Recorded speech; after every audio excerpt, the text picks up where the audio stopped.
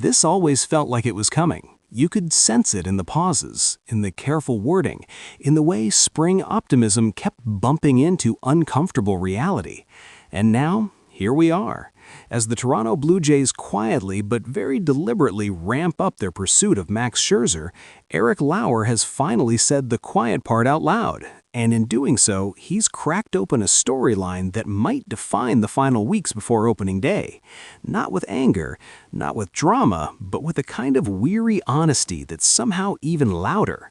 Lauer's spring debut itself was solid, professional, exactly what you'd want if you were auditioning for stability.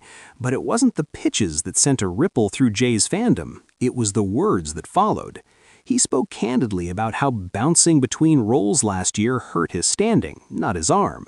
How finishing the season in the bullpen likely cost him his arbitration case. How he wants to start, not as an ego thing, but as a career reality. And then there was that line, delivered with a chuckle that didn't quite hide the edge. Well, we just have next year to worry about. If you didn't feel the weight in that sentence, listen again. This is where baseball stops being a game and starts being a business, and it's why these moments fascinate me. Lauer isn't wrong. Arbitration rewards innings. Starters get paid. Relievers, even effective ones, often don't. Last season, he posted a 3.18 ERA across 104 innings, was quietly one of the more dependable arms on the staff, and still walked away with less than he hoped. You can understand why he's looking at the chessboard now and wondering where exactly his king fits. The complication, of course, is that the board keeps changing.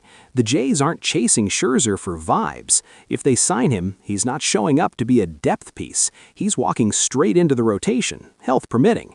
And that reality casts a long shadow over Lauer's place on this roster.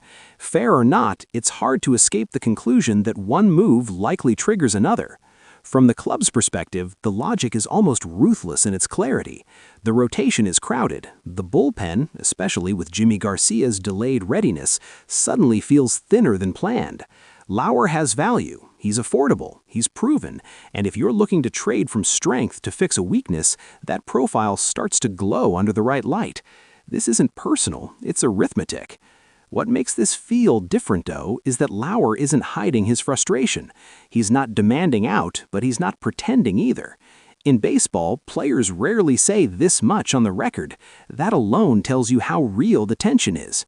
It also tells you that the front office now has a clock ticking, not just on Scherzer, but on the harmony of the pitching staff as a whole. Lost slightly in the noise was the actual game itself, which quietly offered plenty to like. The pitching overall was sharp. Tyler Rogers was every bit as delightfully uncomfortable as advertised, bending time and gravity with that submarine delivery. Adam Macko, a name you should absolutely be circling, showed a noticeable velocity bump and the kind of poise that hints at real big league utilities sooner than later. There's depth here, real depth, the kind that makes decisions harder, not easier. And then there was the debut of Kazuma Okamoto, which, if you blinked, you might have missed how intriguing it actually was. It wasn't just the swings, it was the composure, the calm, the sense that he belonged on the field, not like a guest, but like someone unpacking. Fans aren't talking about it enough yet, but they will. After the game, John Schneider spoke about flexibility, about building length now and adjusting later. It was measured, sensible, and very much in line with how this organization operates. But listening between the lines, you could hear it. Nothing is set. Everything is contingent, and a lot of this hinges on whether Scherzer becomes more than just a rumor. That's what makes this stretch of spring training so compelling. It's not just about results, it's about direction, about whose timeline aligns with whose ambition, about whether Eric Lauer's future with the Toronto Blue Jays still makes sense for both sides, or whether the inevitable finally arrives in the form of a trade call that feels logical and heartbreaking all at once. If you're enjoying these deeper dives, the uncomfortable truths alongside the hope, make sure you like the video, share it with another Blue Jays fan who lives for this stuff, and subscribe to the Blue Jays Report. We're closing in on 30,000, and honestly, it's this community that makes navigating moments like this so much more rewarding. Because baseball, at its best, lives in these gray areas, between what a player wants and what a team needs, between loyalty and leverage. And right now, Eric Lauer is standing squarely in that space, waiting to see which way the door opens.